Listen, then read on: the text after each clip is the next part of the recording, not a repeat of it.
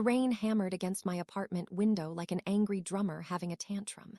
I pressed my face against the cold glass, watching the Holloway Industries building glitter across the city skyline. 20 stories of steel and broken dreams. My reflection stared back at me, hollow-eyed and jobless. I'm Natalie Brooks, and 3 days ago I had worked in that glittering tower. 3 days ago, I believed in honest work and playing by the rules. Then Marcus Holloway himself fired me for stealing company secrets. The accusation was complete garbage. Everyone in that office knew it. But Marcus owned the narrative, just like he owned half the city. My phone buzzed with another rejection email. The Holloway name carried serious weight, and his lies stuck to me like cheap perfume. No company would touch me now. I grabbed my coffee mug and hurled it across the room. It shattered spectacularly against the wall, brown liquid streaming down like tears. My cat, Pickles, yawned from the couch, utterly unimpressed by my dramatic breakdown. That was when I spotted something strange. Behind where the mug had been sitting on my desk was a small USB drive I'd never seen before. I picked up the mysterious USB drive, turning it over between my fingers. It was plain black and unremarkable, like something you'd get free at a boring conference. Had this fallen from my work bag months ago? I plugged it into my laptop, half expecting vacation photos or forgotten grocery lists. The screen flickered ominously. A single folder appeared, labeled Holloway Truth. My heart started doing gymnastics in my chest. Inside were dozens of files. Spreadsheets, emails, scanned documents that looked seriously official. I clicked the first file randomly, not prepared for what I'd find. It was an email from Marcus to his brother, Victor, casually discussing bribes they'd paid to city officials. They wrote about it like they were ordering pizza. The second file showed offshore bank accounts in the Cayman Islands. The third revealed tax evasion schemes stretching back 7 years. My hands trembled on the keyboard like I'd drunk 10 espressos. This wasn't just evidence. This was a nuclear bomb. This information could obliterate Marcus Holloway's empire completely. But the million-dollar question remained.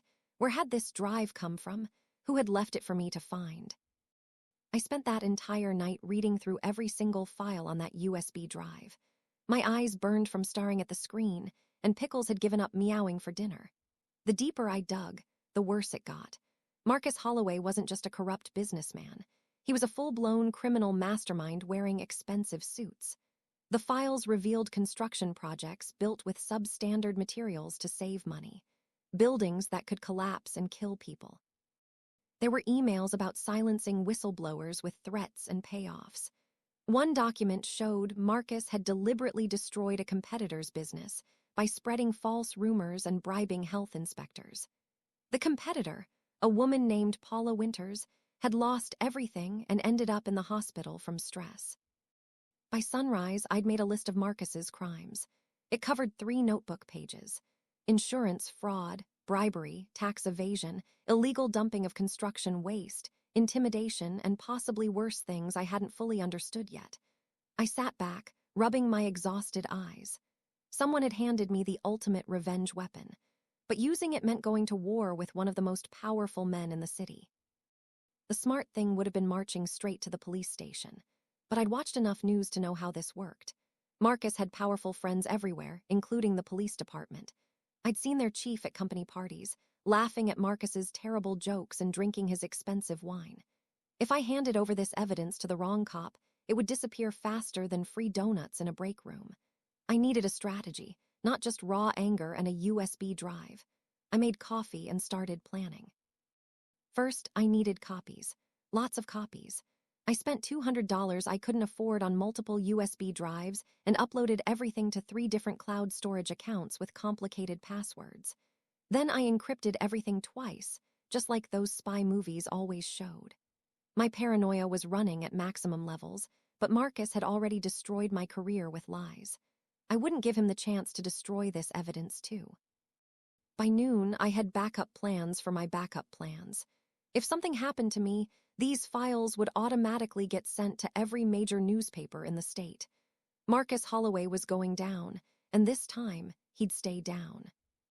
I needed allies for this fight, people I could trust completely. My best friend, Zara, arrived at my apartment within an hour of my panicked phone call. She worked as an investigative journalist for a small online newspaper, and she had that hungry look reporters get when they smell a huge story brewing. I showed her the files, watching her eyes grow wider with every document. "Holy smokes, Natalie," she whispered, scrolling through offshore account statements. "This is bigger than huge. This is career-making stuff." Then her expression turned serious and concerned. "But it's also incredibly dangerous. Marcus Holloway doesn't mess around. He'll come after you with everything he's got." I'd already considered that terrifying possibility. "That's exactly why I need your help. We need to release this information properly, all at once, so he can't stop it or spin some story to escape." Zara nodded slowly, her journalist brain already working through possibilities. "We'll need more than just these documents. We need witnesses, people willing to go on record. Otherwise, Marcus's lawyers will claim these files are fake, created by a bitter ex-employee seeking revenge." Finding witnesses proved harder than I'd expected. Marcus Holloway had spent years building a fortress of fear around himself. His former employees were terrified of speaking up, even anonymously. I spent 3 frustrating days making phone calls and sending careful emails to people I'd worked with. Most ignored me completely. 2 told me to never contact them again. One woman actually started crying and hung up on me. I was ready to give up when I got a response from someone unexpected. His name was Felix Torres, and he'd worked as Marcus's personal accountant for 5 years before getting fired last year. "I kept my own records," Felix wrote in his email. "I knew someday someone would need them. Meet me at Joe's Diner tomorrow at noon. Come alone and make sure nobody follows you." I read that last line 3 times. This felt exactly like those thriller movies where the helpful person gets murdered in the parking lot. But I was already too deep into this mess to back out now. I told Zara where I'd be, just in case I mysteriously disappeared. She wasn't thrilled about the plan. But she understood. Joe's Diner was the kind of place where the coffee tasted like burnt tires, and the pancakes could probably survive a nuclear war. Felix sat in the back corner booth, looking nervous as a mouse at a cat convention. He was skinny, balding, and his hands shook slightly when he pushed a thick envelope across the sticky table toward me.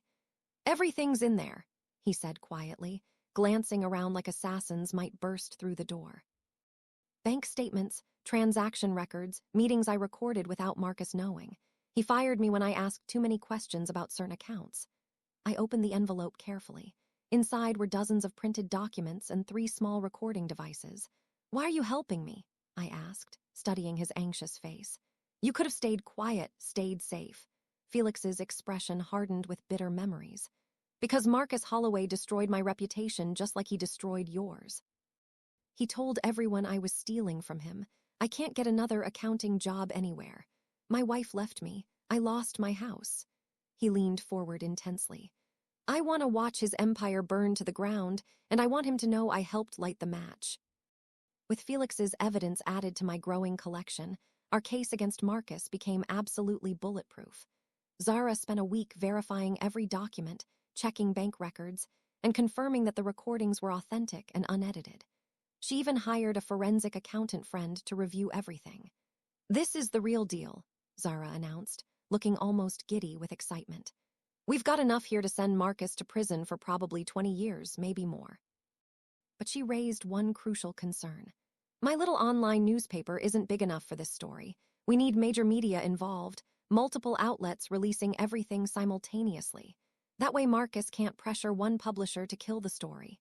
She was absolutely right. We needed bigger guns for this fight. Zara reached out to her contacts at national newspapers and television networks. At first, they were skeptical about the whole thing. Some probably thought we were crazy conspiracy theorists. But once they saw the evidence, everything changed dramatically. Within days, 3 major newspapers and 2 television networks agreed to coordinate a simultaneous release. They'd all publish the story on the same day, at the exact same time. The next 2 weeks were absolutely insane. Reporters wanted to interview me constantly. Lawyers needed statements verified and double-checked. I had to explain the same stories over and over until I could recite them backwards in my sleep. The pressure was crushing, and I barely slept 4 hours a night. My anxiety was through the roof. Every car that drove past my apartment made me jump. Every unexpected knock on my door sent my heart racing. I kept checking that my backup files were still safely stored online. Zara moved into my spare room for safety reasons. We figured there was safety in numbers, plus she made better coffee than I did. Pickles loved having another human to ignore dramatically. "Are you scared?" Zara asked one night while we ate takeout Chinese food on my living room floor. I considered lying but decided on honesty instead. Terrified, actually. But I'm also angrier than I've ever been in my entire life. Marcus Holloway tried to destroy me for no good reason.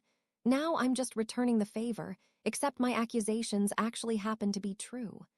Zara raised her chopsticks in a mock toast. To revenge served ice cold. Marcus must have sensed something was coming, because his lawyers suddenly reached out with a settlement offer. They called it an attempt to resolve our differences amicably, which was lawyer speak for please don't destroy us. The offer was actually impressive. $500,000, a glowing reference letter, and a signed non-disclosure agreement that would seal my lips forever. 10 weeks ago, I would have grabbed that money faster than Pickles attacking a laser pointer. But things had changed dramatically since then. I'd seen the evidence of Marcus's crimes. I'd met his victims, people whose lives he'd casually destroyed. Taking his money and staying quiet would make me just as guilty as he was. I told his lawyers exactly where they could shove their settlement offer. The rejection wasn't diplomatic. Felix literally cheered when I told him about it. "He's panicking now," Felix said with the biggest grin I'd ever seen. Marcus only offers money when he's genuinely scared. He knows something big is coming but doesn't know exactly what we have. That thought made me smile too. Let Marcus Holloway lie awake at night worrying for once. He'd certainly given me plenty of sleepless nights recently. The publication date arrived faster than I expected. Friday, November 13th. I appreciated the ironic timing, though it was purely coincidental. That morning, I woke up with my stomach doing backflips. Today, everything would change forever. By tonight, Marcus Holloway's empire would be crumbling like a stale cookie. I dressed carefully in my best professional outfit, the navy blue suit I'd worn to job interviews. If news cameras showed up, I wanted to look credible and serious, not like some crazy person making wild accusations. Zara and I went to her newspaper office to watch everything unfold. The articles went live at exactly 9 o'clock in the morning, across 3 major newspapers simultaneously. The headlines were absolutely beautiful. Holloway Industries, a dynasty built on lies and bribes, construction magnates' criminal empire exposed. The Holloway files, corruption at the highest levels. Within 30 minutes, the stories were trending nationally on social media. My phone started ringing nonstop with interview requests. Felix called, laughing so hard he could barely speak. The avalanche had started, and nothing could stop it now. The fallout was more spectacular than I'd even imagined in my wildest dreams. By noon, federal investigators announced they were opening a formal investigation into Holloway Industries. The FBI actually raided Marcus's office building, carrying out boxes of documents while news helicopters circled overhead like vultures. It was beautiful chaos. Marcus's stock price crashed harder than a meteor hitting Earth. Investors fled faster than rats abandoning a sinking ship. Business partners suddenly claimed they'd always suspected something was wrong, which was obviously complete lies, but funny nonetheless. By evening, the mayor held a press conference announcing that all city contracts with Holloway Industries were suspended immediately pending the investigation results. The police chief, Marcus's golf buddy, suddenly announced his early retirement. It was like watching dominoes fall in the most satisfying pattern ever created. Zara's newspaper website crashed from too much traffic. Every major news network wanted to interview us. My phone had approximately 700 unread messages. I turned it off and just sat on my couch, watching the news coverage with a bowl of popcorn. Pickles purred on my lap, probably wondering why I was smiling so much. The criminal charges came faster than anyone expected. Within a week, prosecutors announced they were filing charges against Marcus Holloway on 43 different counts. Tax evasion, bribery, fraud, money laundering, and about 30 other crimes I couldn't even pronounce correctly. His brother Victor got charged too, along with 5 other company executives. Watching Marcus's arrest on live television was the best moment of my entire life. He walked out of his office building in handcuffs, surrounded by FBI agents, while reporters shouted questions he refused to answer. His expensive suit couldn't hide the fear in his eyes. That arrogant smirk he always wore had completely disappeared. For the first time ever, Marcus Holloway looked small and powerless. I recorded the whole thing on my phone so I could watch it again whenever I needed cheering up. Felix called me immediately after. "Did you see his face?" he shouted excitedly. That's the face of a man realizing he's absolutely finished. We laughed together like kids watching the school bully finally get detention. Sweet, beautiful justice was actually happening. Of course, Marcus's expensive lawyers fought back hard. They claimed the evidence was fabricated, stolen, inadmissible in court. They attacked my credibility, calling me a disgruntled former employee with an obvious axe to grind. They suggested I'd created everything out of revenge and spite. Their arguments were predictable but still stung a little. For about 3 days, some news commentators actually debated whether I might have made everything up. Then the forensic accountants finished their independent analysis. They confirmed every single document was completely authentic. The recordings were verified as real and unedited. Bank records matched perfectly. Other witnesses started coming forward now that Marcus couldn't threaten them anymore. Former employees, business partners, even some of Marcus's friends turned against him. Suddenly, everyone wanted to tell their story about how terrible Marcus Holloway had always been. The lawyer's defense collapsed like a house made of wet paper. The prosecutor told reporters they had the strongest case she'd seen in 20 years. Marcus was going to prison, and nothing could save him now. The trial lasted 6 weeks and became the biggest news story in years. I attended every single day, sitting in the courtroom gallery watching Marcus squirm uncomfortably. He'd aged about 10 years in just a few months. His hair had gone gray, and he'd lost considerable weight. Prison was going to be quite an adjustment for someone who'd lived in mansions his whole life. The prosecution presented our evidence methodically and thoroughly. Each day brought new revelations about Marcus's crimes. Emails were read aloud in court. Bank statements were projected on huge screens. Witnesses testified about bribes and threats. Felix gave absolutely devastating testimony, explaining exactly how Marcus's financial schemes had worked. I testified too, explaining how I discovered the USB drive and what I'd found on it. Marcus's lawyers tried attacking my credibility, but it didn't work. The evidence spoke louder than any insults they could throw at me. When the prosecutor asked why I'd pursued this case instead of just taking the settlement money, I looked directly at Marcus. "Because the truth matters more than money," I said clearly. The jury deliberated for only 8 hours, which apparently is incredibly fast for such a complicated case. When they returned with their verdict, you could have heard a pin drop in that courtroom. The forewoman stood up, looking serious and dignified. "On all counts," she announced clearly, "we find the defendant, Marcus Holloway, guilty." The courtroom erupted into chaos immediately. Reporters rushed out to file their stories. Marcus's mother started crying loudly. His lawyers slumped in their seats, looking defeated. I just sat there feeling completely numb with relief. It was finally over. Justice had actually won. Marcus was led away in handcuffs again, and this time he glanced back at me. Our eyes met for just a second. I didn't smile or gloat. I just stared at him steadily, letting him know I'd beaten him fairly. Outside the courthouse, reporters swarmed me like bees around honey. Cameras flashed constantly, and microphones were shoved in my face from every direction. "How do you feel about the verdict?" they shouted. I took a deep breath, choosing my words carefully. "I feel like the system actually worked for once. Justice isn't just for rich people." Sentencing happened 3 weeks later, and the judge clearly wasn't feeling merciful that day. Marcus Holloway received 25 years in federal prison with no possibility of parole for at least 15 years. He'd be an old man before he ever tasted freedom again. His brother Victor got 18 years. The other executives received sentences ranging from 5 to 12 years each. The judge also ordered Marcus to pay back millions in taxes, fines, and restitution to his victims. Everything he owned would be seized and sold. The mansions, the cars, the yacht, the private jet, all of it gone, turned into money for the people he'd hurt. Paula Winters, the competitor he'd destroyed, received $3 million in compensation. Other victims got settlements too. Even I received compensation for wrongful termination and defamation, though that wasn't why I'd done this. As Marcus was led from the courtroom one final time, He looked like a broken shell of his former self. The arrogant construction magnate had been completely destroyed, brought down by a USB drive and a woman he'd underestimated. Sometimes the universe has a truly beautiful sense of poetic justice. Life changed pretty dramatically after the trial ended. I became somewhat famous, which was weird and uncomfortable at first. News outlets called me a hero and a whistleblower. Some magazine even put my face on their cover with the headline, "The Woman Who Toppled a Dynasty." That was embarrassing, but also kind of cool.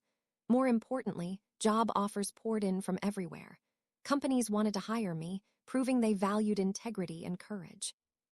I accepted a position at a construction oversight nonprofit that investigates corruption in the building industry. The pay wasn't spectacular, but the work felt meaningful and important. I'd be helping prevent future Marcus Holloways from hurting people. Felix got hired by the FBI as a consultant, helping them understand complex financial crimes. He was ridiculously happy, finally using his skills for good instead of covering up crimes. Zara won several journalism awards for her coverage of the story. Her little online newspaper wasn't so little anymore.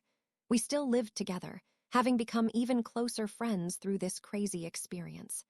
Pickles still ignored us both equally, maintaining his superior cat attitude throughout everything. The biggest surprise came from an unexpected source about 6 months after everything ended. I received a package at my apartment with no return address, which initially made me nervous given everything that had happened. Inside was a simple handwritten note and another USB drive. My heart started racing immediately. The note read, "Ms. Brooks, I'm the person who left you the original evidence.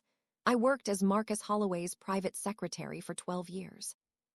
I watched him destroy good people for profit, and I couldn't stay silent anymore. But I had a family to protect and couldn't risk exposing myself. When Marcus fired you on false charges, I knew you were tough enough and angry enough to use the information properly. Thank you for having the courage I lacked. The new USB contains evidence about 3 other corrupt executives in this city. Do with it what you will." The note was unsigned, but I understood completely. Sometimes heroes work in the shadows, passing the torch to others. I plugged in the new USB drive, and sure enough, it contained detailed evidence of more corporate corruption. I smiled, called Zara, and we got back to work. Apparently, fighting corruption was now my full-time calling. Looking back on everything that happened, I still couldn't quite believe it was real sometimes. 10 months ago, I'd been a nobody, just another employee trying to survive in a corrupt system. Now, I'd helped send one of the city's most powerful men to prison and sparked a massive investigation into business corruption across multiple industries. The ripple effects continued spreading outward constantly. New whistleblowers came forward daily, inspired by my story. Prosecutors opened investigations into other companies. Politicians who'd taken bribes quietly resigned or got voted out of office. The whole system was finally getting cleaned up, starting with that one mysterious USB drive. I thought about that original drive sometimes, wondering if I'd ever discover who'd really left it for me. Part of me hoped I'd never know, keeping the mystery alive forever. They'd trusted me with their evidence, and I'd used it to create real change. That was enough. On Friday nights, Zara and I would order pizza, watch terrible movies, and laugh about how crazy our lives had become. Pickles would curl up between us, purring contentedly, the only one of us who'd remained completely unchanged. The courtroom where Marcus was convicted became almost sacred to me. Sometimes I'd walk past it during lunch breaks, remembering that moment when justice actually won. Other times, when work got stressful, I'd pull up that video of Marcus being arrested and smile at the memory.